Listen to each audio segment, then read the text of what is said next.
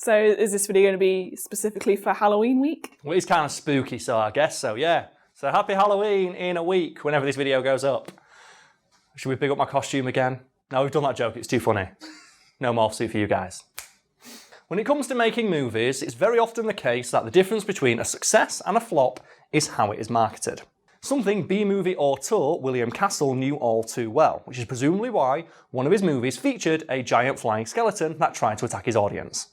Right, so who is this William Castle you speak of? Well, he's a B-movie legend, and he's noted as being the favourite filmmaker of some like the most influential and famous directors today, such as Robert Zemeckis of Forrest Gump fame, and John Waters of that one episode of The Simpsons fame.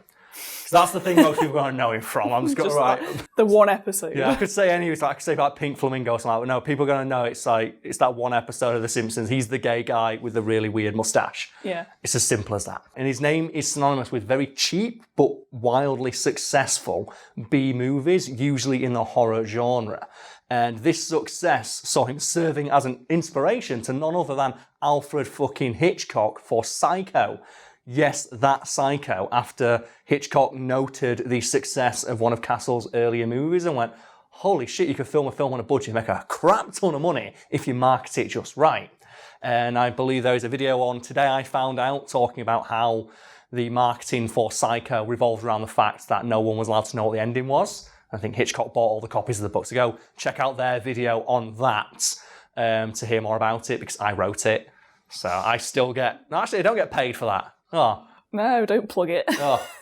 Yeah, I got paid once and then they get all the money. You know what? They're good guys. Give some views. They're only on 2.4 million subs. They need it. Wow. Got your back, guys. Got your back. They clearly need more subscribers. Do you know we're supposed to be doing one of their videos? What? They've said, Karl, you can, do one of your articles and we'll put it on our channel. And I keep forgetting. Oh, no, definitely So we should probably get on that at some point. Yeah, that'd be good. So you said he was really good at marketing. Yeah, films. marketing movies and specifically gimmicky stunts to promote movies was his forte.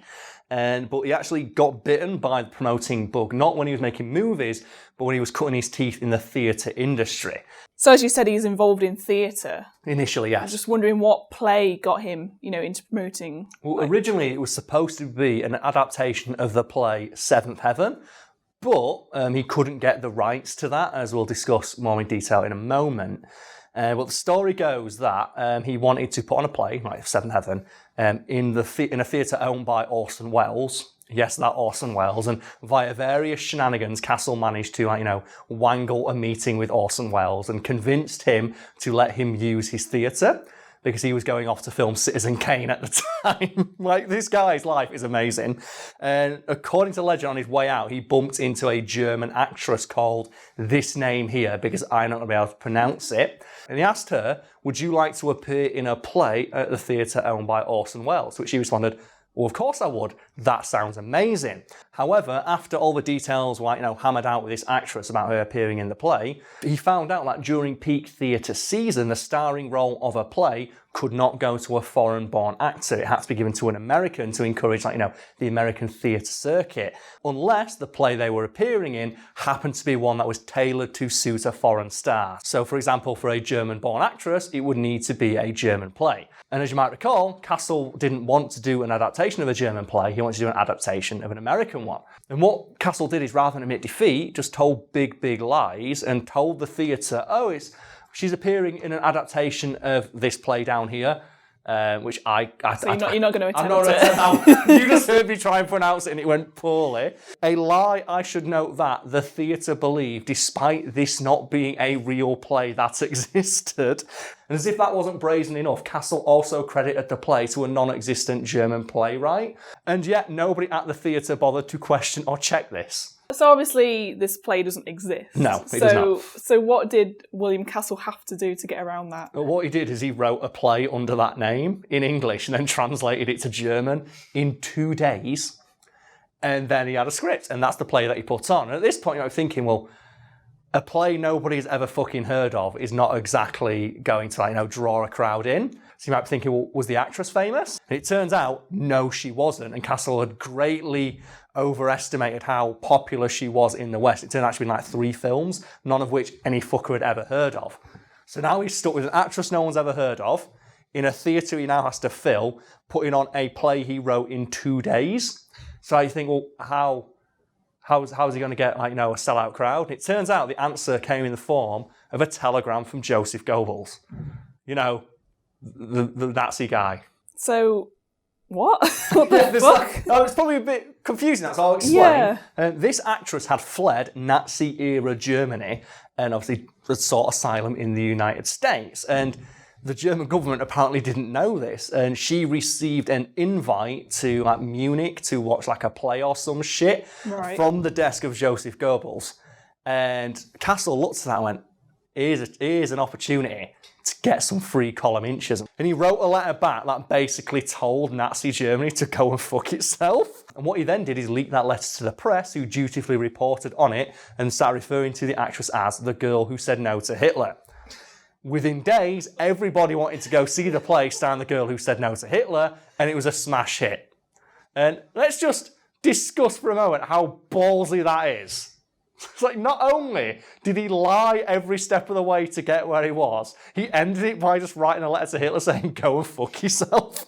That does take some guts, that.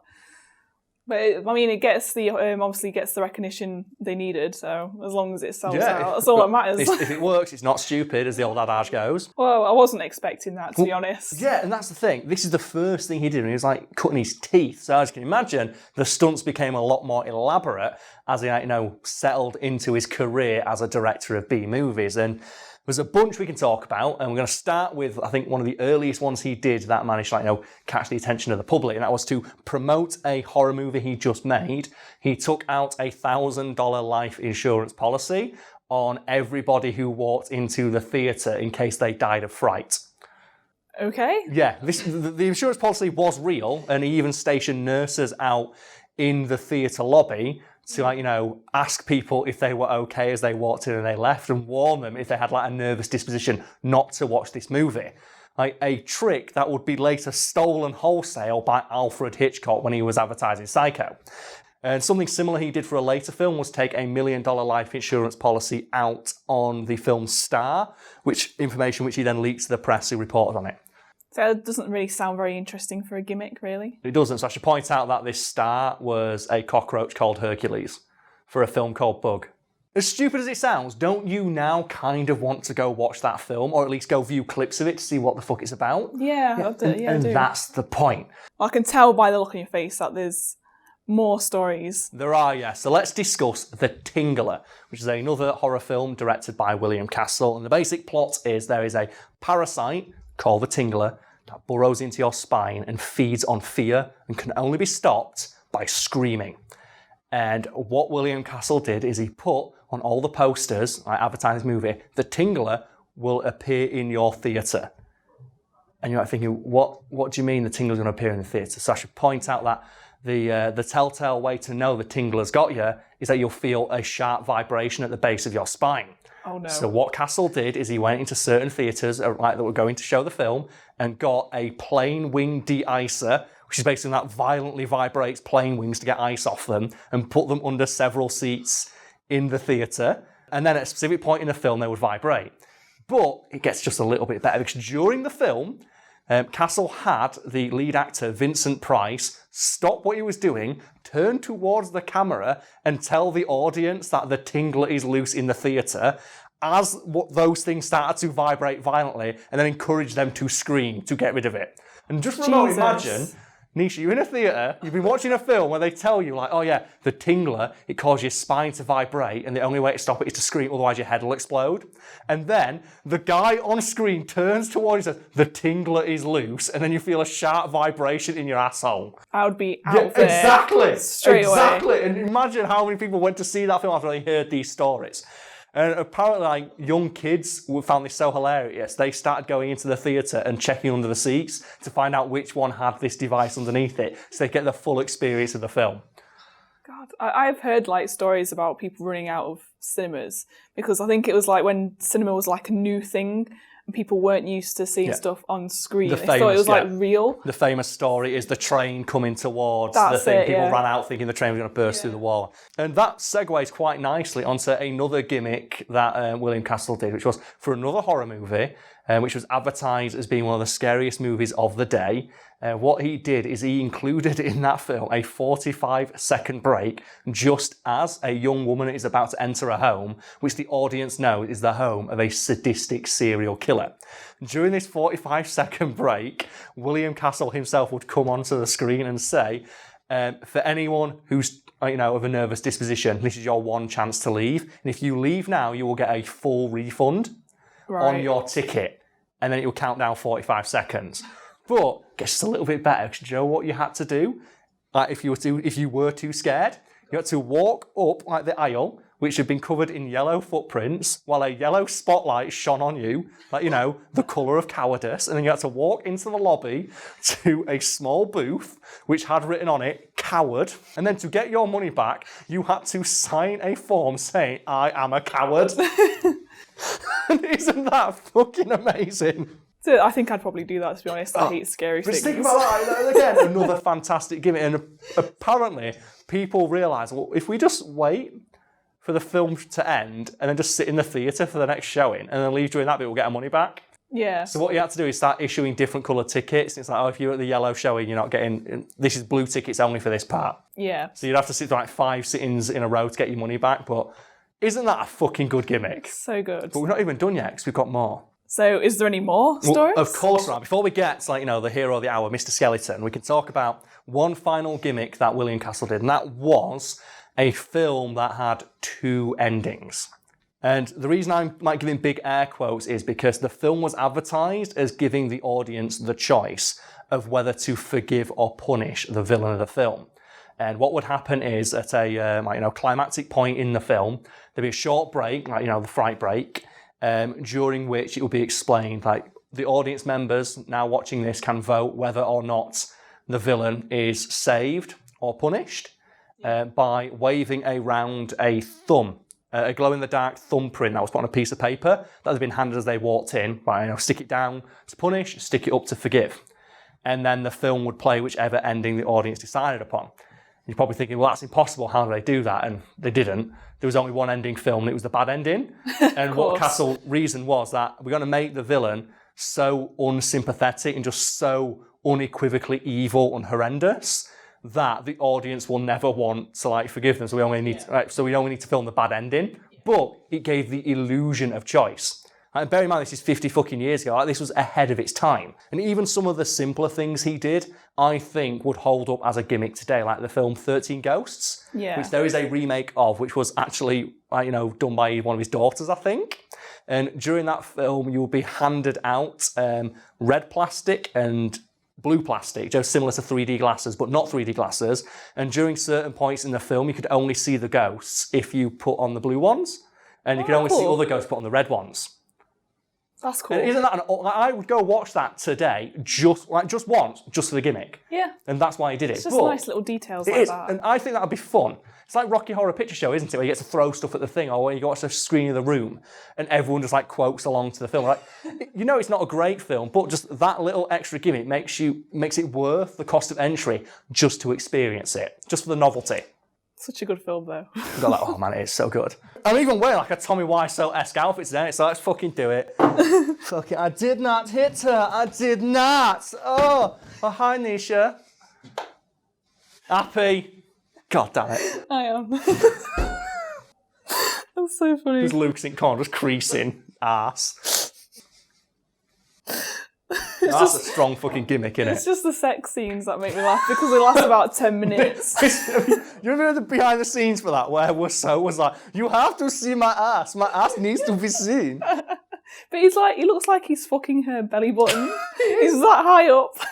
Hey, don't judge his technique, all right? He is not of this earth. Wiseau is not of this earth. He is a hero amongst men. He's also he's well taught to be the Joker. He should win the fucking Joker, man. Have you seen his Joker audition? No. Tommy Wiseau did an audition for the Joker and it's fucking awesome. Is it on YouTube? Yeah, it's the one time where his like really weird speech pattern actually like, plays to his advantage. Yeah, it's so chaotic and distorted, it's just like the Joker. Imagine he's just like all over the place. Yeah, he's like Heath Ledger Joker, but he's Heath Ledger Joker's dad. If you get what I mean, that's how I describe it. Oh yeah, I have to look that up. But everybody is here to hear about a skeleton. So let's move on to perhaps the most famous gimmick from one of Castle's films, which occurred in the film House on Haunted Hill, which was again remade by one of his daughters. And there is a scene in that film where the main bad guy tricks his wife into falling into a vat of acid by spooking her with a plastic skeleton that walks towards her like this and causes her scream in panic and fall into a big pool of acid. And what Castle arranged for theatre showing this film to do is have a plastic skeleton just secured on a rope somewhere in a dark corner of the theatre, and then as that scene happened, just the skeleton would just fly down at high speed towards the audience. That would fucking terrify me, though. It's so good. It's like if when you're on a ghost train, it's really cheap and tacky, but you're on the edge, you see everything. Anything will scare you. Just things coming towards your face. It's basically just the 1950s equivalent of a jump scare. But eventually people cottoned on to this and people heard, there's a plastic skeleton that flies towards you during this film. So what kids would do is buy tickets to the film so they could throw things at the skeleton to try and knock it down. And obviously that kind of ruins the atmosphere, but William Castle didn't give a shit because they still bought a ticket. And I'm just now kind of disappointed that this is not a thing today. Because we have 3D. Yeah. And that stuff, we have 4D, but you know what we don't have? We don't have flying plastic skeletons. What he should have done is, when people found out about the one skeleton, he should have sneakily put another one in a different corner of the room to get people from behind, because they'd be too busy looking at that one. We did change where it's noted that he would go to theatres personally to set some stuff up, but obviously not every theatre could have that. Yeah. He did greatly enjoy watching people's reaction to his film. And that reminds me a lot of Spielberg, I think it is. When the first showing of Jaws, where he watched the test screenings. And the famous story here is, it's during the scene where Jaws comes out of the water. Yeah. He said all the popcorn flew up in the air. And that's how he judged whether or not it was scary. And the story goes that Spielberg didn't like how late in the film that scare came, so they went back and did reshoots. And you've probably guessed already, Nisha, which scene they added to provide that jump scare. Is it the one where the head falls out the boat? Yes, which was filmed in one of Spielberg's friend's swimming pools, I think. And there's a quote from Spielberg which says, I went into a second screening and the popcorn went higher for that jump scare. And I was like, yeah, that's it. I've done it. I've nailed it. I think because it just seems, obviously someone beheaded is creepy and scary enough because obviously it's a human. Yeah, it's just the noise though, because... And ordinarily, I hate jump scares because they're not scary. They're just surprising. It's like shouting boo at someone as they walk out through a door. They're not scared, they're just startled. Yeah. And I give a pass to the jump scare in Jaws where the head falls down because a genuine sense of dread is felt because of the way they handled the music for that scene. Because the head falls out before the music reaches a crescendo. So even now as an adult, when I'm watching that scene back, I'm still scared every single time because you can never tell when the head's going to pop out because the music doesn't tell you because you're thinking, the crescendo's not come yet, and it comes to it's so good. It's like, because obviously music and sounds play a big part in horror, and you always get in horror films that sort of low hum. Yeah. And then it slowly builds up and you think something's going to happen, and then nothing happens. So you relax, and then something else happens when you're not expecting it because you think, nothing's happening. I think that's infrasound it's called. Yeah. Which is, it's inaudible frequency, it's very, very low sound. And you can just feel it. And it's that thing where you're in a theatre and you can just feel your body just shaking. Yeah. Or you can feel it's an impending sense of dread. And fun fact, people might not know this, that sound occurs naturally in the world. And they've noted that it appears usually in basements of old buildings. Scary, scary rooms. Place where people feel like there's a ghost or they're being watched. Yep. And that's believed to be the explanation for why everyone thinks those places are haunted. Because there's just a naturally occurring example of infrasound which causes you to just feel uneasy. I always feel weird in attics as well. I don't know what it is. It's probably a different sort of sound. For me, it's I hate getting cobwebs in my head. Ooh. Oh, I fucking hate it. There's nothing. There is nothing that makes me jump more than when you walk under a tree and you feel a cobweb on you and you're like, when a bee just goes. I've had that before where I've had just a random buzz noise, and I'm like, what the fuck is that? And it's just gone. One thing I will always be thankful for, do you know, like phantom vibrations that you get? Yeah. Like when you feel like your phone's gone off and it hasn't? Yeah. I'm so happy that you don't get phantom vibrations in your ear and you just think a bee's randomly flown past you. So I think that would be fucking horrendous. If just every now and again, you just It's like that scene, shit, what film is it? 4D cinemas need that. They need the bee simulator. Oh, is it? Oh, which film is it? There's a horror film where it's like a little girl puts like curses on people or something, and she finds out this guy's has got a fear of bees, and then bees start coming out of his ears and stuff in the bathroom. Oh God, that's horrendous, and he gets basically eaten alive by bees. I can't remember. What's like the Mirror one? I forget what it is. It's like a film about a haunt. Your reflection tries to kill you, and whatever your reflection does to itself happens to you. And the scariest one in that film is where someone's reflection grabs their jaw and just pulls their jaw apart. And it happens to someone in the bath. And that scene for me always gets like, oh God, you can just imagine it. It's I think it's Amy Smart doing the acting. In that scene, she's a really good actress, and she just plays off how fucking like terrified she is so well. And that scene always terrified the shit out of me. But we can discuss more horror movies later in the week.